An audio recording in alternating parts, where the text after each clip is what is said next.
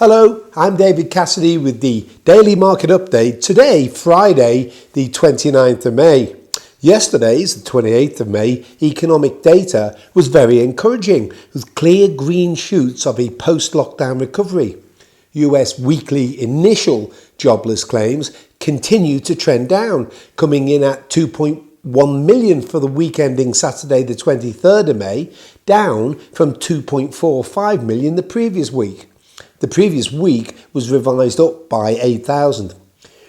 Although news headlines focused on the fact that the total number of unemployment claims over the past 10 weeks has surpassed 40 million Americans have lost their jobs, it is the continuing claims data that we have been focusing on, as this is far more important as it shows the number of Americans continuing to get unemployment benefits. And this fell to 21.1 million for the week ending Saturday the 16th of May from 24.9 million in the previous week, which itself was also revised down from 25.07 million.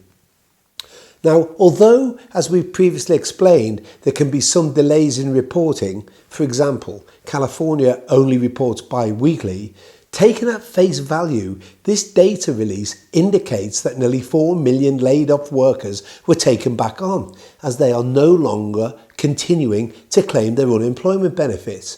Once the lockdown restrictions started to be eased, over a dozen US states started some form of reopening during the reporting period. In another positive signal, US durable goods orders. These are items that are expected to last at least 3 years, for example a car. While down again in April, they didn't fall anywhere near as much as expected.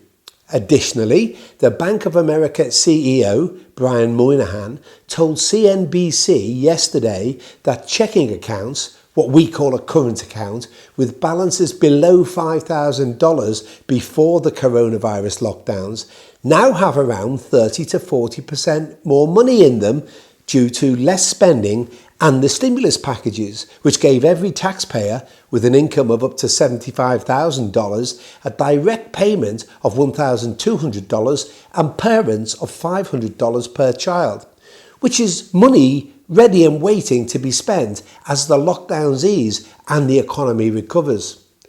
Unfortunately, US equities gave up their gains in the final hour of trading between 8 and 9 p.m. UK time, which seems to be becoming something of a feature lately.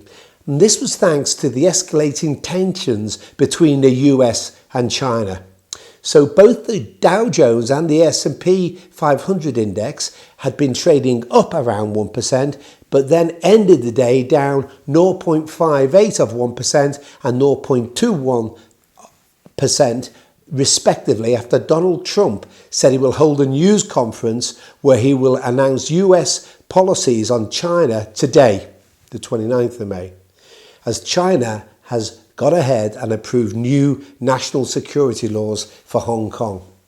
Additional tariffs now appear more likely than not, given this will provide Donald Trump with the big, hard-hitting headlines he needs ahead of November's US presidential election, as a tough stance with China seems to resonate well with American voters.